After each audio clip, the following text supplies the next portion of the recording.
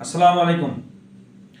কিছুক্ষণ আগে বৈষম্য বিরোধী ছাত্র আন্দোলন গাইবান্ধা জেলার যুগ্ম আহ্বায়ক শরীফুল ইসলাম আকাশ দুর্বৃত্তের হামলায় আহত হয়েছেন। আমি এই হামলার তীব্র নিন্দা জানাচ্ছি। বিষয়টি কেন এমন হচ্ছে বা আগামীতে শিশু উপদেষ্টা এবং বৈষম্য বিরোধী ছাত্র আন্দোলনের তরুণ ইদুরদের জন্য কি অপেক্ষা করছে, আমি বিষয়টি উপলব্ধি করার চেষ্টা করেছি।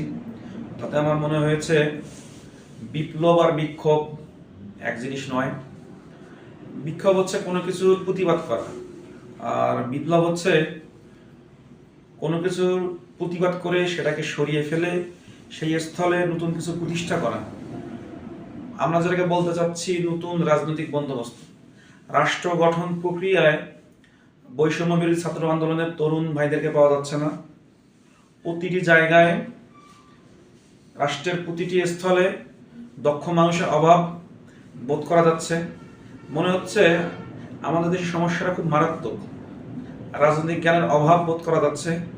আমাদের দেশে যারা মার খায় তারা মার খেতে অভ্যস্ত, যারা মার দেয় তাদের মধ্যে অপরাধবোধ কাজ করছে না। এর একটা উদাহরণ হচ্ছে 1350-এর মনন্তর বা 1943-এর দুর্ভিক্ষ। ইতিহাস চর্চা না করলে ইতিহাস বারবার ফিরে আসে। ভবিষ্যৎ জানার জন্য ইতিহাস জানার প্রয়োজন আছে, বিষয়টা মনে রাখতে হবে।